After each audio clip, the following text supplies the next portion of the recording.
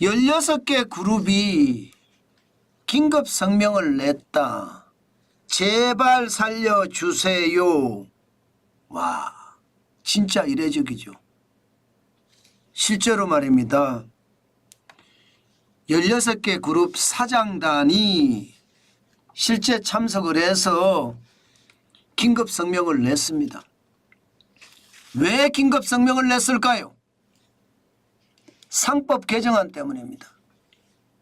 이 상법 개정안이 민주당의 이재명 대표는요, 어떻게 하든 추진하겠다. 이거 당론으로 채택하겠다.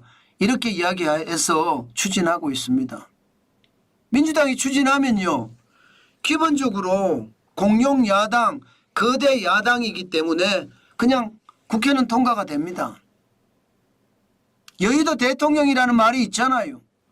정부는 힘이 없어요. 여당은 지리멸렬하고요. 싸우니라고 정신없거든요. 도대체 왜 맨날 저렇게 분란이 나서 싸우는지 모르겠지만 참 한심한, 죄송합니다, 이런 표현 쓰겠습니다, 작자들입니다. 여당이 맨날 싸우고 있으니까 그것도 내부로 싸우고 있는 거예요. 안타깝게 그지없습니다. 그런데 야당은 계속 말입니다. 기업을 완전히 때려 패는, 도끼로 찍어버리는 그런 법안만 계속 쏟아내고 있어요. 이 대표적인 게 상법 개정안인데, 상법 개정안의 핵심은 이사 충실의 의무입니다. 회사의 이사급들이 있잖아요. 이 이사급들이 누구에게 충실해야 되느냐 하는 것을 가리키는 거거든요. 여러분도 아시다시피 이사는 당연히 회사에 충성해야 돼요. 그죠? 회사에. 그런데 이 상법 개정안에서는요, 주주들에게도 충성해야 된다 이렇게 이야기합니다. 주주들에게도 충성해야 된다. 야, 이렇게 되면 여러분, 우리 기업들 괜찮을까요? 예를 들어 주주들이 수많이 있잖아요. 진짜 많은 주주들이 있잖아요. 이해관계가 상충된 주주들부터 시작을 해서 국내 주주, 국외 주주 엄청납니다. 그런데 이런 주주들이 내 마음에 안 든다고 그 회사 이사 하나를 당신 왜 내 말 안 들어 하면서 배임으로 소송을 거는 겁니다. 그러면 그 이사는요, 배임으로 나가 떨어질 가능성 굉장히 많습니다. 아니, 세상에 개별 회사의 이사가 주주들에 의해서 탄핵이 된다 이런 얘기잖아요. 그러면 최고 경영자도 탄핵이 되겠죠. 언제든지 되는 겁니다. 왜? 최고 경영자도 CEO잖아요. CEO도 주주에 충실할 의무가 있거든요. 자, 이렇게 되면 기업이 제대로 경영을 할 수 있겠습니까? 각양각색의 주주들이 자기의 이해관계에 맞춰서 임원이란 임원, 이사라는 이사들에게 다 소송을 거는 거예요. 다. 소송 아니라 정신없습니다. 대한민국은 핵심 역량이 기업이에요. 그런데 기업의 어떤 선장들이라고 이야기하는 주주들, 죄송합니다, 이사들, 여기에 대해서 너 내 마음에 안 들어 하고 소송을 계속 걸어버리면 1년 내내 소송하다 볼일 다 봅니다. 거기다가 이사 충실의 의무만 있으면 다행이게요. 집중투표제도 있습니다. 집중투표제도 이제 정관에서 배제하지 못한다고 집중투표제 할 수 있다는 뜻이에요. 그러면 주주들의 힘이 어마어마하게 커지겠죠. 게다가 공고적 주주 제한도요, 3% 이상 보유 주주가 제한할 수 있지만 환경이나 사회나 지배구조, 가버넌스 관련해서는 주총에서 발의해서 의결할 수 있다 이렇게 이야기합니다. 뭐 그야말로 주주 중심의 회사라고 이야기할 수 있죠. 전자투표제도 마찬가지예요. 이사회 의결로 전자투표제 실시한다. 아니에요. 전자투표 의무화라예요. 그러면 일반적으로 주주들이 주총장에 참석을 해서 실제 발언권, 의결권을 행사해야 되는데 이제는 전자투표로 그냥 다 참석할 수 있다잖아요. 이렇게 되면 여러분 절대 오지 못하는 주주들도 전자투표에 다 참여하게 되고 회사는 굉장히 혼란을 겪을 수밖에 없습니다. 그러니 이게 찍히는 거 각오한 거예요. 16개 기업의 CEO들, 최고 경영자들, 사장들 찍히는 거 각오하면서 말입니다. 나와서 공동성명을 발표한 거예요. 이대로 상법 개정안이 통과될 경우에 소송 남발은 물론이고 해외 투기 자본의 공격으로 이사회가 정상적으로 운영되겠냐 이런 얘기입니다. 안 그래도 지금 살아남기가 어려운데 이렇게까지 기업을 옥죄고 기업을 올가매면 과연 기업이 대한민국을 성장시킬 수 있겠느냐 하는 이야기를 지금 하고 있다는 겁니다.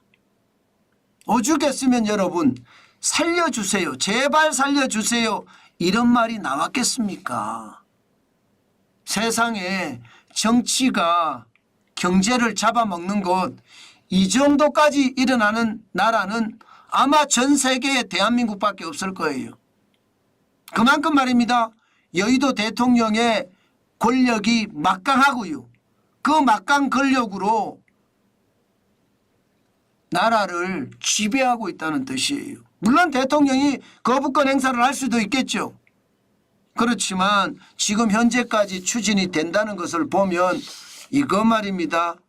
진짜 엄청난 일이 벌어질 겁니다. 저는 여러분 재계가 솔직히 무슨 힘이 있겠어요. 돈은 있지만 권력은 없잖아요. 결국은 말입니다. 권력에 의해서 경제가 지배당하는 산업이 지배당하는 어떤 최악의 어떤 상황에 놓이게 된다는 것. 어떻게 생각하면 대한민국이 앞으로 더 생존할 수 있느냐 그런 생각도 해봐야 될 정도로 심각하다. 저는 그렇게 생각합니다. 문제는 이 상법 개정안이 말입니다. 지금 세계적으로 경제가 굉장히 어렵잖아요. 여러분도 알다시피 세계적으로 도널드 트럼프 대통령이 재선에 성공하면서요. 시장은 점점 어려워가고 있습니다. 엄청나게 어려워가고 있습니다.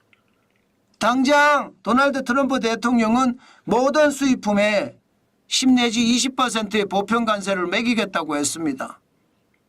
중국산 제품에는 60% 이상 관세를 매기겠다 했고요. 심지어 도널드 트럼프 전 대통령은요. 기본적으로 미국에 들어와서 공장 만들어라 이거예요. 미국에 들어와서. 예. 그 나라에 있으면서 만들어서 미국에 수출하지 말고 미국에 들어와서 공장 만들어라 이렇게까지 이야기하고 있거든요. 자, 이렇게 되면 대한민국의 경쟁력 어떻게 될까요? 저는 대한민국의 경쟁력 초토화된다고 생각을 합니다. 다른 나라는 말입니다. 정치권이든 정부든 뒤에서 기업 밀어주기를 엄청나거든요. 중국만 하더라도 모든 산업에 걸쳐서 보조금을 다 주고 심지어 공장 하나 짓는데 10% 자금만 있으면 공장을 지을 수가 있습니다. 예를 들어 10조짜리 공장을 짓는다. 이러면 1조만 있으면 되는 거예요. 나머지는 정부가 지방정부가 펀드가 다 투자해줘서 짓게 해주거든요. 그러니 중국의 경쟁력은 나날이 커졌잖아요. 그런데 우리는요 그동안 뭐 했습니까? 최저임금 올리고 주 52시간제 도입하고 그래서 기업들이 지금 줄줄이 무너지고 있거든요. 여러분 석유화학 회사들 지금 어떻게 되고 있는지 아시죠? 조만간 석유화학 회사들 말입니다.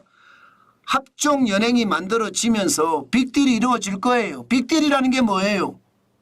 회사를 합치는 겁니다. 왜? 살려고요.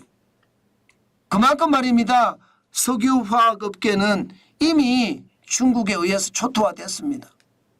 저가 파산공세에 무너지고 인건비 상승에 지금 무너지고 있다는 이야기잖아요. 포스코도 마찬가지입니다. 철강업체도 지금 보세요. 포스코 공장 셧다운이 얼마나 되고 있는지. 2024년 7월에 제1제강 공장 폐쇄했잖아요. 2024년 11월 이달이 이달.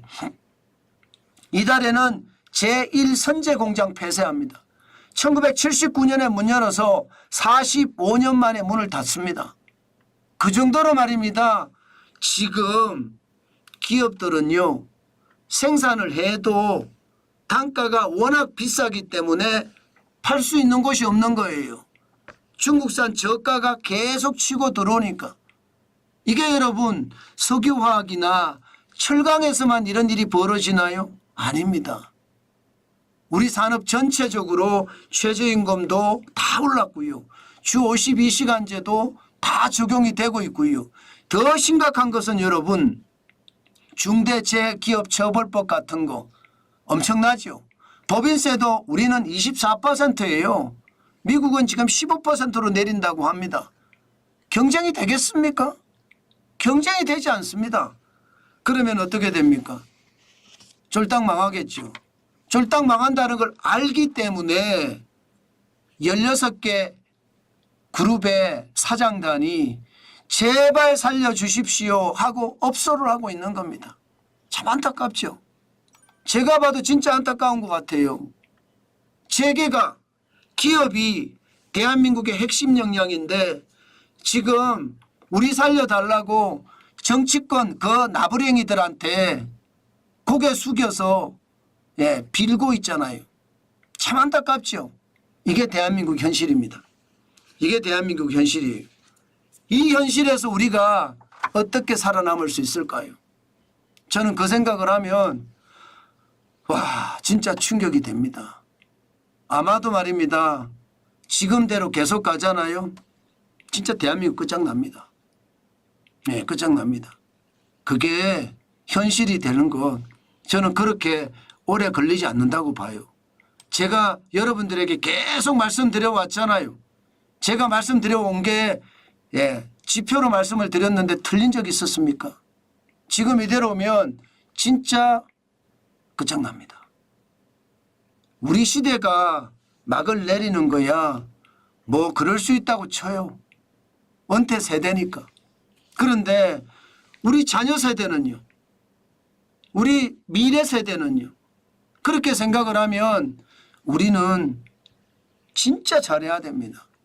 지금 이대로 무조건적으로 대한민국의 핵심 역량을 완전히 무너뜨리려고 하는 세력들 지금 국민들의 힘으로 막아줘야 됩니다. 그렇지 않고 이거 그냥 두잖아요. 대한민국이 끝장난다는 이야기가 현실이 된다는 거 제가 다시 한번 말씀을 드립니다. 미래가 없습니다. 현재만 있을 뿐이에요. 그러면 끝장나지 않겠습니까? 안타깝죠. 그러나 그게 대한민국의 현실이라는 거 답답합니다. 정치가 경제를 덮어도 완전히 싸그리 덮어버리니까 쓰나미처럼 썰어버리니까 이게 문제라 저는 그렇게 생각하고 있습니다. 안타깝지만 현실이라서 참 마음이 아프네요.